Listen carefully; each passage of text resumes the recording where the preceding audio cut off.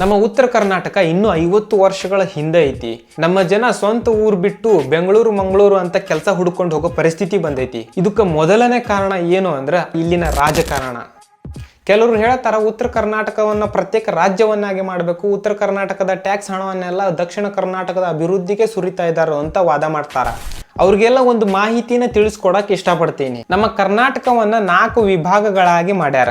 ಬೆಳಗಾವಿ ವಿಭಾಗ, ಕಲಬುರಗಿ ವಿಭಾಗ, ಮೈಸೂರು ವಿಭಾಗ ಮತ್ತು ಬೆಂಗಳೂರು ವಿಭಾಗ ಅಂತ. ಬೆಂಗಳೂರು ವಿಭಾಗದ GDP 54% 6, ಮೈಸೂರು ವಿಭಾಗದ GDP 21.9%, ಕಲಬುರಗಿ ವಿಭಾಗದ GDP 9%, ಬೆಳಗಾವಿ ವಿಭಾಗದ GDP 14.5%.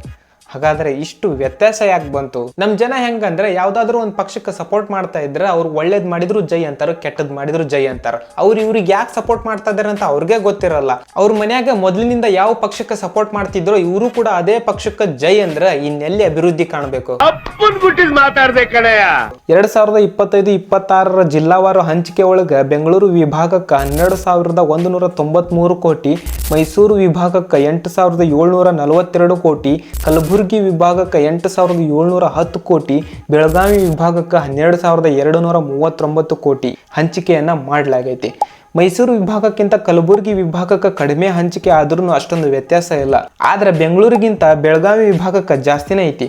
ಸೊ ಈಗ ಹೇಳ್ರಿ, ಹಣ ಎಲ್ಲ ಎಲ್ಲಿ ಹೋಯ್ತು? ಇಷ್ಟೊಂದು ಹಣ ಯಾವ ಅಭಿವೃದ್ಧಿಗೆ ಖರ್ಚಾಯ್ತು ಅಂತ ಇದಕ್ಕೇನು ಉತ್ತರ ಕೊಡ್ತೀಯಪ್ಪ?